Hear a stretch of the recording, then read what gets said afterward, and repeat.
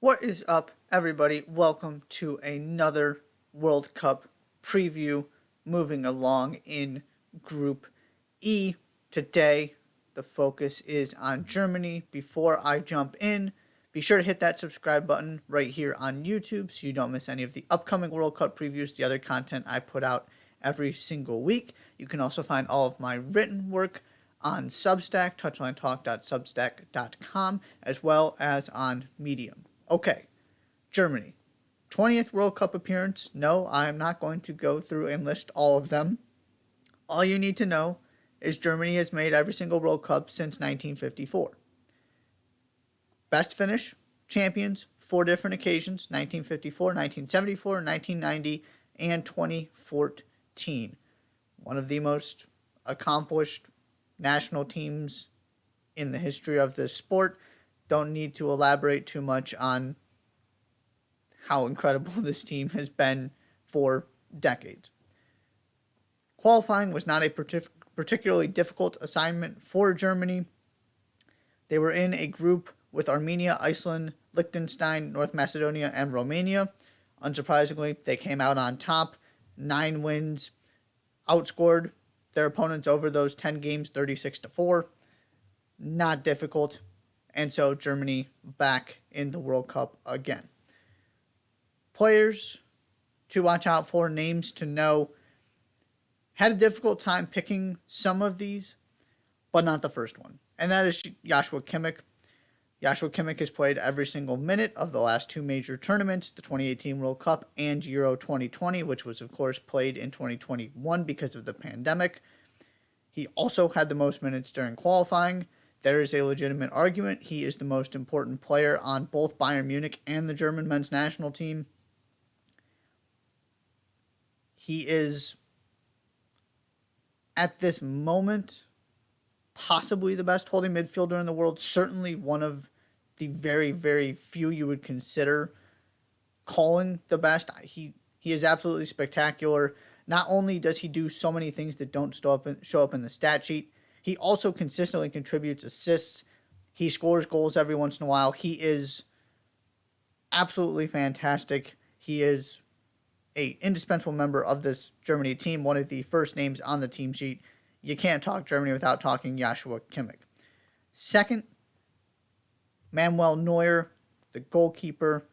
Manuel Neuer has been the number one in net for Germany in every major tournament since the 2010 World Cup. He is one of the very few holdovers from that 2014 World Cup winning team that is still very much a key member of this German men's national team. And I mean, you can go so many different ways with Manuel Neuer. You can talk about the fact he has redefined the way the goalkeeper position is played. You can talk about the fact that he has, Champions League titles. He wins the Bundesliga every single season. He, for the last decade, has been as good as any goalkeeper in the world. There are so many things you can talk about. The other thing I want to mention here is if Germany go deep enough into this tournament, specifically making the semifinals, and Manuel Neuer plays every single game, he will be in the top 5 on the career appearance list for this German team, which would be a remarkable accomplishment in addition to everything he has already done. He is absolutely spectacular. Like I said, he's changed the way people look at this position, the way goalkeepers are evaluated. That's not something many people can say. And, of course, he's won at the highest level: Champions League, World Cup, Bundesliga, you name it, Manuel Neuer has done it. The third guy I'm going to highlight here is Leroy Sané. I wanted to get one of the attackers into this conversation, and it could have very easily have been Serge Gnabry rather than Leroy Sané. But Leroy Sané was the only player during qualifying with more than 3 goals and multiple assists for this team. And if you remember, he was left off that 2018 World Cup roster, one of the most controversial exclusions any team in that tournament made. He hasn't really had an opportunity to be a featured player for Germany. You go back and look at what he did for Manchester City right before he got left off that World Cup roster. This is not a production at the club level issue. He's just kind of had this weird thing where he's fallen out of favor at times, and he made the move from Manchester City to Bayern Munich, and Pep Guardiola seemed perfectly content to let him go despite the numbers he was putting up. There is no disputing his talent. He is exceptionally gifted. And so he's played, smaller roles here or there. But finally, I see this as the tournament he is going to get to star. He has played a more important role leading up to it, not necessarily at the Euros, but sort of since the Euros in the last year as the attention has turned to Qatar. I expect him to be a regular starter for this team. And finally, for him to get to display what you see every single week in the Bundesliga, what you saw at Manchester City on the international stage with the whole world watching. So that's why I wanted to include him, because I think he's going to end up being one of the most important players on this team. Like I said, you could also easily bring Serge Gnabry into this conversation as kind of the winger over the past few years who has been the most relied upon for this Germany team. They're certainly both going to be key pieces, but I wanted to turn the focus to Leroy Sané for a minute. In terms of a breakout star, this is another one of those teams, difficult to find one in theory, because so many of these names, even if they haven't been key pieces for this Germany team, you know who they are. They are consistently playing for some of the best teams in the world. There is one guy, though, who actually does fit this description, and that is David Raum. David Raum had not played for the German men's national team until September 5th, 2021. Since then, he has started 2 World Cup qualifiers, and he is third on the team in minutes during the Nations League. Now, put whatever stock you want to into the Nations League. My point is, since getting into this team, he has really made that left back position his, to the point where he is a possible, if not likely, starter in this World Cup.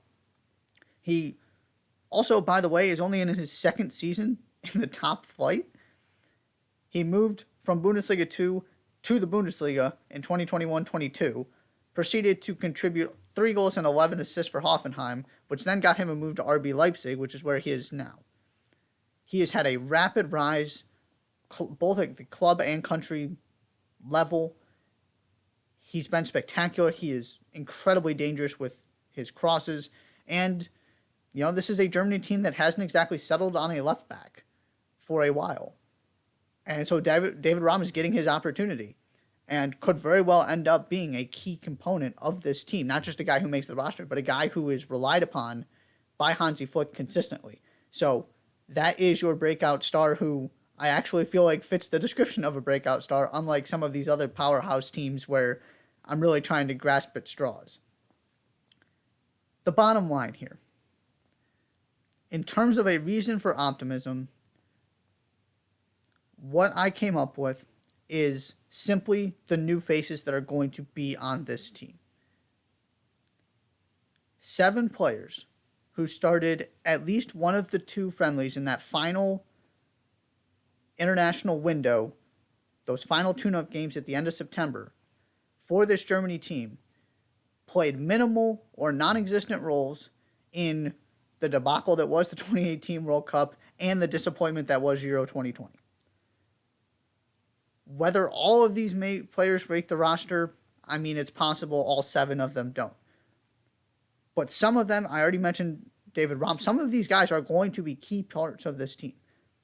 The other one that needs to be highlighted, that I was going to make, the other guy considered making the breakout star, but it just felt too disrespectful, especially when Raum fit the criteria much better, is Jamal Musiala. Jamal Musiala is going to sit there, I fully expect, as a starter in this midfield, and do exactly what he's doing for Bayern Munich this season, which is ripping teams to shreds. Germany have not had that kind of player as a central figure to kind of go with Joshua Kimmich. And of course, these guys are incredibly familiar with each other because they play together every day at Bayern. Leroy Sané, I already mentioned. Leroy Sané has not been a key component of a major tournament team. You can also look at the center back position, guys like Nico Schlotterbeck, Niklas Süle, both at Borussia Dortmund, who are sort of really coming into their own and making a name for themselves on the national stage, on the international stage. Not only is there optimism because these are incredibly talented players playing at some of the best clubs in the world, but also simply the idea that you're not bringing back the same group that has disappointed on 2 consecutive occasions. There might not be a team that is more important to get some new energy and some new faces in there than Germany, considering what has happened over the past 4 years. Because it's not like this is a talent issue. But you have guys who are consistently, over the past year or so, playing for this team. Not that it's going to be an entirely new squad. You've got plenty of carryover from some of the guys I already mentioned and from plenty of other guys who have seen, your Ilkay Gundowans of the world, who have seen plenty of minutes at major tournaments before. But getting some new energy and guys who can actually make a difference and add something, a new dimension to this team. And in that sense, I'm specifically thinking about Sané and Musiala, is key, and the reason why, if you're asking me why this Germany team is going to perform much better in Qatar than they have the last 2 major tournaments, that is why. Is the roster is going to look different, and that is a good thing. The concern, the big question for me, is who ends up actually carrying this attack. Because you have a situation similar to the one Chelsea found themselves in, where Kai Havertz, Timo Werner are your guys up top. Whether both of them start, one of them starts, we'll see. But these are guys who have earned a reputation for being wasteful in front of net. Now, Havertz has had some good moments, both for Germany and for Chelsea. He's now consistently playing in this false 9 position that could end up being what Germany kind of lines up with, is him up top as your quote-unquote striker, even though that's obviously not really the player he is. He's much more of a number 10. And maybe Timo Werner, now that he's back at RB Leipzig and seems much more comfortable and is scoring goals again, gets into a really good form heading into this tournament and consistently scores goals. It's possible. But these are 2 guys who Chelsea fans, for understandable reasons, were incredibly frustrated with at various times, and who have been part of Germany's inability to perform at these last 2 major tournaments. There's a world in which this works from the striker position. There's also a world in which it's a major issue again, which then puts an incredible amount of importance on your wingers. Serge Gnabry, Leroy Sané, incredibly gifted, incredibly proven at the club level. Also haven't scored a goal in a major tournament, either of them. So, right, most of the goals Germany have scored, now Havertz has some to his name, but most of them in the last 2 major tournaments are not coming from your key attacking players. That is a problem. There are plenty of guys who can solve this problem, whether it's Werner, whether it's Havertz having a good tournament, whether it's Leroy Sané causing chaos, or Serge Gnabry. On paper, this doesn't look like a problem, but it has been a problem, and there is nobody on this team that has proven to be the solution. I really think Sané can be. But that is my big question is, do you have somebody who steps up? Whether it's the wingers, whether it's somebody at the number 9 position, you got to find a way to not let history repeat itself again, where you have all this talent and it just doesn't work because nobody ends up scoring goals. Musiala also could help with this a little bit, but he can't be your primary goal scorer. So that is my question is, who shows up and delivers in the attack for this team? And ultimately, I see Germany as one of the biggest wild cards in the entire tournament. I can tell you why they're going to fail to get out of their group again. If it happened in 2018, it can happen in 2022. There is no doubt in my mind, especially with 2 teams that have proven they are consistently able to get to the round of 16 and deliver in the group stage when you're talking about Spain and you're talking about Japan. There is no guarantee a team gets out of this group. There are 3 teams that are more than capable of doing so. And I would not be surprised in any form if some combination of Spain, Germany, and Japan advance, which means Germany could find themselves missing out on the knockout stage again.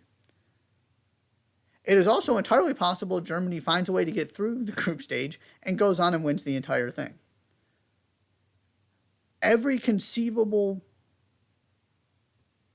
sort of set of results at this tournament is one that is entirely possible for this Germany team that you don't have to convince me very much for me to believe, which is an incredible thing to say. But, I mean, look at the last 2 World Cups. Won the whole thing, failed to get out of the group. It's not like this team has lost. Of course, this is a new set of players, but it's not like they've dropped significantly in talent level. It's still the heart of a Bayern Munich team. With now you're even adding some other guys from, your Kai Havertz at Chelsea and those kind of players. Ilkay Gundogan in Manchester City. But the reality is, this group of players, both from a club standpoint at Bayern and on the international stage, have not gotten into the sort of serial winner mindset that came to define the Neuer, Mohr, Schweinsteiger, Philipp Lahm generation. Now, yes, I understand they win the Bundesliga every single year. It's not going so great, and they have been significantly worse on a year-to-year standpoint than Bayern had for most of their run where they win the Bundesliga every single season over the last decade. And yes, that team has a Champions League. But that's it. And they've got nothing to show for it other than disappointing, embarrassing results on the international stage at these major tournaments. So you got to show up and find a way to change this narrative that is starting to form. I think this is one of the most fascinating conversations about sort of this group's legacy, because you do have a couple guys, specifically Neuer, who are carryovers, and I very much consider part of the group that I view as serial winners. You just didn't want to deal with those guys. And we haven't seen this group of players transform into that. And so it's resulted in some really poor showings and some shakiness, even from Bayern Munich, and some embarrassment in the Champions League, which is not something you associate with the guys who are the core of this Bayern team. But this is the world we're living in right now. So they're going to go grab a couple new pieces and, drop a couple pieces for this World Cup and turn it into the German national team. And sure, if things go well, they can win the whole thing. But nothing in their recent track record suggests that they're actually going to be able to put this together and deliver on the potential this team has. So there are very few teams in this tournament. I feel like I have no clue as to how this is going to play out, and sort of they're either going to be one thing or the other, or, they can become a real contender if X, Y, and Z happen, or there's just no way they're actually a serious contender that reaches the semifinals. Germany, I got no clue. No clue. I can tell you and provide evidence for whatever prediction you want to make about how this team does, which is a fascinating spot to be in. We will see how this all plays out, but that is the preview for Germany. Thank you so much for tuning in. Be sure to hit that subscribe button, and I'll see you next time.